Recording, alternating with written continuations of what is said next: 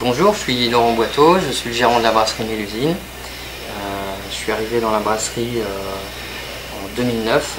C'est une transmission puisque c'est mon père qui a repris cette brasserie en 2005. Après un gros dépôt de bilan des premiers propriétaires, et on est reparti depuis avec un nouvel outil. Donc on fêtera nos 10 ans cette année. Géographiquement, on est en Vendée. Alors la Vendée n'est pas une terre de bière à proprement parler. Donc on est en plein dans les Pays de Loire, juste à côté du parc du Puy du Fou, dans l'ouest de la France. Ce qui fait notre particularité, alors il y a plusieurs choses. D'abord, l'histoire a amené différentes bières dans la brasserie, puisque quand on est arrivé ici, on avait 4 bières, une blanche, une blonde, une brune, une ambrée. On a rajouté une triple, on a rajouté une bière aux fleurs, et puis on a repris une brasserie bio. On s'est mis à faire toute une gamme de produits bio, et on est aujourd'hui à 13 bières différentes. Donc évidemment, elles ont toutes des styles différents et des origines différentes. Pour le cœur de gamme qui est Mélusine, on est plutôt sur des bières typées belges, des bières de fermentation haute. Et ce qui va relier tout ça, néanmoins, c'est ce qu'on met dans les bières.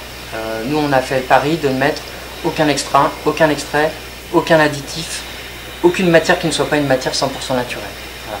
Et ça, c'est vraiment, je dirais, une obligation dans les produits Mélusine, c'est 100% naturel. Que le produit soit bio ou non, on ne met jamais d'additifs ou de produits chimiques dans nos bières. On est une brasserie régionale, donc le but c'est quand même au maximum d'acheter des produits français. Donc c'est fait pour les maltes, c'est fait pour toutes les matières aromatiques. Les houblons c'est également en France pour leur plus grande partie.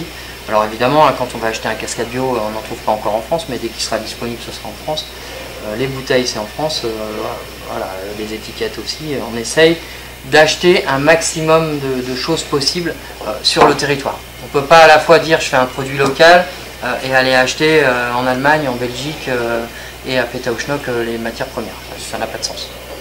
Oui, alors on a réinvesti complètement dans l'outil de production, dans l'outil de conditionnement, dans la cuverie. Puisqu'on est passé d'un outil de brassage de 20 à 40 hectos, qu'on a aujourd'hui 12 fermenteurs de 40 avec un projet de 4x80 cette année, pour pallier évidemment aux augmentations de volume. Et puis on s'est équipé d'un outil de conditionnement entièrement automatisé avec palettiseur, dépalettiseur, encaisseuse automatique. L'idée étant de passer plus de temps à concevoir les bières qu'à les conditionner finalement, ce qui reste quand même le métier de base du brasseur, fabriquer de la bière.